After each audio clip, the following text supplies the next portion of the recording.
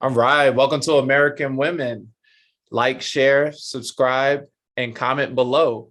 And we have a new guest tonight. We got Jerry B. And we're going to start it off.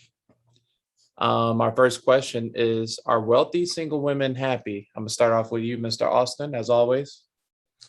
Hello. All right. Well, are wealthy women happy? I would say that yes, they are happy, but it definitely depends on whether or not they're in a relationship. I would say wealthy women that don't have a partner tend to be more unhappy because they don't have someone to share the life with. They don't have someone to share the wealth with. And, that goes along with the whole stereotype of rich people living in a big house. Maybe they have a butler, maybe they have a couple pets, but, they're lonely and they have that emptiness in the soul that they can't fill the void with the money. So they say more money, more problems. And that can definitely be true. Same with wealthy women. A lot of these career women, they spend their whole life just chasing the dollars and they don't necessarily put any effort into finding a good man, starting a family, having children. And then once they reach, up there in age into their 40s and 50s, they have a big house, they have a nice car, they got a bunch of money in the bank account, but they don't feel fulfilled because, they don't have a partner, a husband, or children, and so that can bring loneliness and that can bring sadness along. So I mean, some women though maybe they don't want that, they don't want the family, and maybe the career and the money does make them happy to a certain extent. But I would say overall, most women that are up there in age and just chased a career, they look back and they say, well, now it's too late to try and get the man that I want because now I'm old and wrinkly, and even though I've got a bunch of money, that doesn't fulfill the emptiness in my soul because money can't buy a lot of things that you want, such as love or a family. So that's something that maybe certain women should have thought about younger when they were younger. So I think on average, most women that are wealthy are happy, but there can be sadness and loneliness that goes along with that. Like I said, because, they spend all this time chasing a career and they didn't put any time into finding love. Okay. What's your take, Jerry? Are wealthy single women happy? Um, it's more like pros and cons. You know what I mean? Like they're doing their thing, but yeah, it would same thing what Austin said. Yeah, It was the they same thing.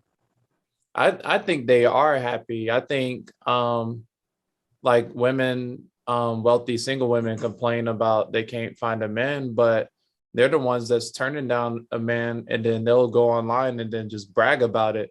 So I think a lot of them are egotistical, and I think they actually are happy. They could take care of their family. Everybody in their family is good. They're probably a little sad or whatever, being lonely or whatever. But I think overall, them being an independent woman and them getting being able to turn down men and be like condescending and stuff for an egotistical person, that's like amazing for them. So I think they are happy. I think it's a lot of statistics that show that the most unhappiest people are middle-aged women that have a good career or making a good earning. But like I said before, statistics are misleading, and there are 168 about 168 million women in America. So if you haven't actually use the stats or polls with that amount of people. I know that isn't the same amount as wealthy women, but you got to go in the millions before you can even have any statistics on it. But it may seem like they're sad, but I think they're really happy.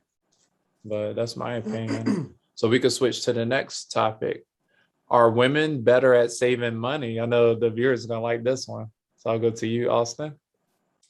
Okay. I think that a lot of women are very right brained. or what is it, left-brained, I think it is, that's more calculating, more mathematically inclined, more better with numbers and things like that. So because you just look at the stats on, there's more women graduating college than there are men graduating college.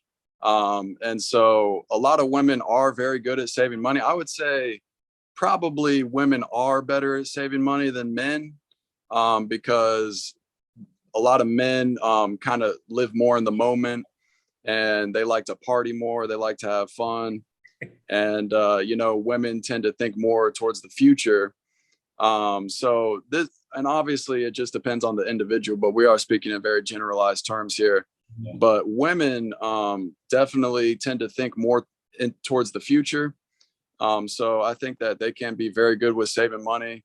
And a lot of them are better just with planning, and with, like I said, they're better in school. And so they tend to have, more of like an agenda-based mindset where they can actually plan things out a little bit better than men. And so some of them actually are really good at saving money, and some men have some issues with that and can just spend all their money on drugs or on alcohol or on, partying or going out all the time or eating fast food all the time or going to the club all the time. And, a lot of women, they're like, especially nowadays, they're much more career driven. They're much more career oriented. And so I think that women probably are a little bit better at saving money, and probably a little bit better than men. But like I said, it definitely depends on the individual. But overall, probably women are a little better. How do you feel, Jerry? Yeah, it depends on the individual, but I know some girls that like to go out, drink. Yeah. And then she'll drink more than her man's, like it's more like it depends on the person, Oh, so you don't think it's women are better? It's just it Nah, depends on individual. it depends it's not on a gender individual. thing. Yeah, it's not a gender thing, but like for example, my sister, she save money. Like she'll save. I'm like, I see a new sneaker come out, I gotta buy it. Impulse buy. Yeah, that's how I am too. Yeah. Yeah, I agree with both of y'all. I think women save money better. At my job, I see a lot of retired couples or elderly couples that's been married for like 10 years. And the man obviously pays for the meal, but the lady handles the card and stuff and handles the finances for the man. Or even when it's like the man is the money maker, he brings home the bacon or whatever, the breadwinner. And then the lady, since the guy is so busy working and trying to find ways to make money and make more money, I think the significant other does a great way of complimenting them by organizing everything. We're going to do this, especially with the house and stuff. So I think it goes hand in hand with organization, cleanliness or whatever. It goes hand in hand with money. And of course, there's some women that don't know how to save money and spend money.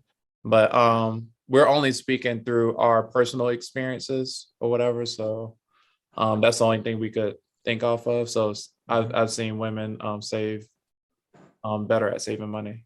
So that was an easy topic. And then also, I think that sometimes when there's like a man and a woman in a relationship, say a boyfriend, girlfriend, or husband and wife, a lot of times the husband will want to make like impulse purchases, or he'll want to buy this or buy that. But he'll have to ask the wife, oh, honey, would it be okay if I buy this? So, she kind of has the ultimate say a lot of times, depending on the situation. Sometimes the man's the better one with the money, though. Sometimes it'll be the wife who has the spending problem. She buys a bunch of shoes. She has a purse addiction. She's always buying clothes or whatever. So sometimes it's the man who's way better with the money, but sometimes it'll be the woman who, is much better at planning and has much more of an agenda-based mindset. Like it's maybe the guy is addicted to collecting guns and he's just buying, tons of stuff, or maybe he's addicted to buying cars, or maybe he's addicted to buying motorcycles or something. So, it's always one of the two that'll keep the other one in check. But a lot of times I see how it'll be like the husband wants to make a purchase, like, oh, let me check with the ball and chain first, and so he has to check with the old lady first. You know what I'm saying? If you have the money, why not splurge a little? You know what I mean? That's what I That's mean. true. Yeah, it's all about balance. Yeah. So here come our triggering topic. I think Uh-oh. it's more triggering for us men versus women. I think women will laugh at this one.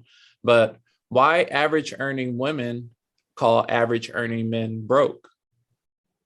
So we can start with you. Okay. Well, so why do average earning women call average earning men broke? Well, I think that a lot of women have kind of unrealistic expectations and what they expect to find for a partner in the opposite sex. So a lot of these women, if you ask them, what is your ideal man? They'll say, oh, 6'4", ripped, makes at least $1 million a year. $1 million a year. I mean, that's literally like 0.01% of the population. And so, even if they're just working at McDonald's or whatever, and say they're, super chubby, like pushing 300 pounds, they want some millionaire guy. And so that's kind of like part of those unrealistic expectations. And so they think that if you're just making 50K a year, they're like, oh, he's broke. He's not making $1 million. And so, some women have more reasonable expectations. They'll be like, oh, well, he only has to make 150K a year. Well, that's still pretty high. A lot of men don't make that much. So I think that they just want that lifestyle, that luxurious lifestyle. They want to be on yachts. They want to be going to the country club. They want to be going out eating at nice restaurants all the time. And so they expect the caretaker is the woman and the provider is the man, the breadwinner. And so that's old school. That's how, and I think it's still like that. Definitely it has changed. We are living in the modern era, and so things are a little bit different, but I think the mentality is still there where they want the man to make a lot more money than them. And so that's why they think an average earning man is just broke, because to them that's not acceptable. The man has to be making a ton of money or else they're not going to be happy, because we live in this consumer based society now where everyone just has to have the new Tesla and the new iPhone 12 and the new Louis bag. And so I think especially here in America, I'm talking about American women, that's the name of the podcast, and Western women in general, they expect a certain lifestyle, and they expect the man to make a whole bunch of money. And so I think they have unrealistic expectations. And so that's why they think, if you're only making 30K, 40K, 50K, like, oh, he's broke. He's not making 150K. He's not making $1 million. He's not worth my time. Meanwhile, she's chubby 300 pounds and doesn't have anything to offer herself. So what's up with that? Yeah. All right. The thing is, what American women is that they want to make sure they have security, So for example, they lose their job. They want to make sure you got the rent, you got the electricity paid, the gas, the cell phone bill, the car payment, the insurance. They want to make sure everything's good for, you know what I mean? So yeah, it's more like they want security, And if you can't provide, then you can't provide security, then you're broke. And if they have kids too, Oh yeah. Like, what am I gonna do with my kids, Yeah, I think it's the social construct that the men should be the providers, which is okay. I don't have no problem with that. And if a man makes the same amount as a woman, and then on an average couple, they're going to want to move in together, get married and have children or whatever, it's going to be hard for her to work and bear a child or go through the pregnancy or take care of the kids or whatever. So like you said, it's a security issue to where she could be safe and secure. It's not like freeloading, like you're just going to sit there and just take care of the kid or whatever. That she still has her role as a wife or a girlfriend or mother. She still has to take the kids and then make sure the house is secured and everything while the man makes the money. So I think the bad way of the bad term is called broke, when they be like, oh, you broke. Just I think women just need to say you're not secure, you're not financially secure to support me. which means broke anyway. I don't know. But broke sounds so broke is triggering to me Yeah, it is. because it takes me so much to even make just an average earning or whatever just to get to that point. So I'm like, dang, I'm broke. I'm like, shoot, I at least have my own place or whatever, and I have a vehicle. Because a lot of these women that call men broke don't even have their own place or whatever, but that's the whole social construct or whatever. So it just give us more goals to look forward to. But the question is, are they gonna do their part? Because if a lady is doing her part and I'm paying for everything, I have no problem with being a man and manning up and providing. But if she's not providing anything for me or whatever, she's not even providing. If she's not doing her part, then it's not going to work out. So we can go to the next topic. Very triggering. Why women think men should pay on the first date? So I start with you, Austin, again. All right. Well, I personally think that men should pay, especially during the initial phase of the courting process, just because I'm kind of old school like that. I think after, you're in a serious relationship for several months, going on, 3, 4, 5, 6 months into a year into the relationship, then, you can start splitting up the finances and it can be more equal if that's how, that's the situation that you guys have talked about. But I think first date, obviously the man should pay for the woman, because that's just how it's always been. And I mean, that's just common courtesy. I mean, that's just etiquette. I think that's just manners. I think that's kind of like, old school chivalry. A man should definitely just pay for the woman. If you're taking her out for dinner, if you're taking her out on a date, going to see a show, whatever you're doing, then I think the man should definitely pay. If the woman offers to pay, then that's something you can discuss. Maybe the man will accept that. Maybe the man will say, no, don't worry about it, I got you. But I think definitely the man should pay on the first date and probably the first few dates, honestly, just because I think that's part of the initial courting process of a woman.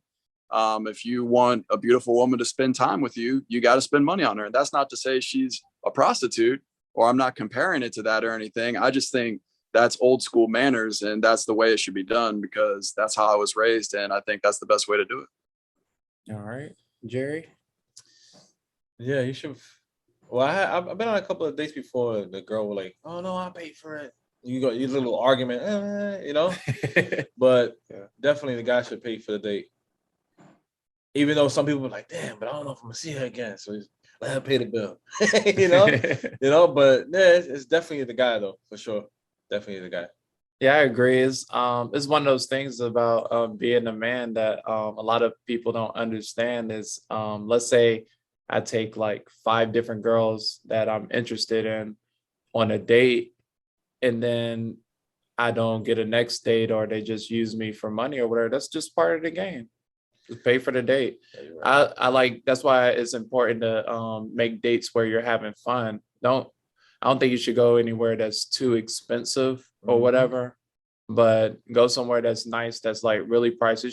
Show her your financial stability, your security, because that goes back to the next question or whatever. Are you broke? If you're broke to their terms, you shouldn't be going on a date with a girl until you're financially stable. Because I used to, every time I get into a relationship, I used to be broke like that week or that week after for some reason, because I was getting paid every 2 weeks. So I'm like, damn, I was like, I really want to take her out. I got the money, I just ain't got it right now. But now I'm a little secure, so I could take a girl on a date and spend like $80 or maybe even $100, and it wouldn't hurt me. And it'll just be just casual because it's fun. If you're not having fun on a date, if it feels like you're going to a restaurant and it feels like an interrogation or whatever, you shouldn't go to a date. Because if you're having fun, it won't matter how much money you have or whatever. It won't even matter how much money you spend. It won't even matter if the girl isn't interested or whatever. You had that moment and you have fun, and then it was just not meant to be. So I think women are right. Men should pay on the first date. It's not even anything to assert dominance or whatever. It's just showing stability and security. Or sometimes the woman wants them, when they want to pay, they're showing that they got money too. You know, they don't need your money. And in the past, every girl that I dated that paid for the first date or paid for a few days, when they break up with me, they use it against me. They're like, "Oh, you're just broke or whatever. I paid for all the dates." Versus me, I'm like, it's just a date. Yeah. I have no problem spending money. So yeah, that's interesting. And that concludes the episode. That was fast. We did that easy. That was a pretty good one. And then I do want to say also that I think that women kind of do want to feel dominated. And so that is kind of a little bit of the aspect of it. You know, not necessarily physically dominated, although some women do like that as well in the bedroom.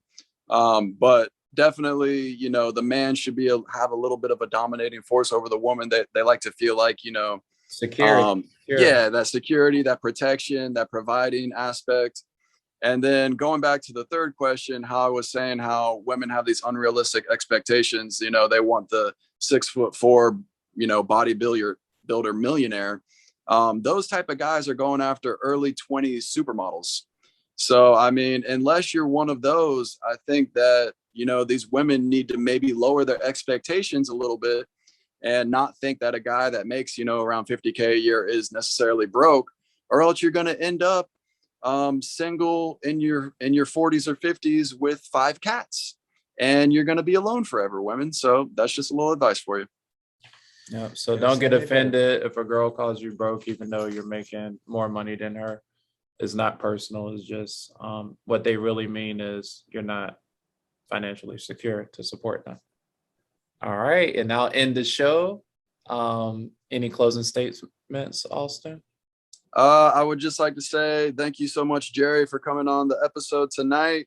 And I would like to encourage everyone, please subscribe to the channel, American Women Podcast.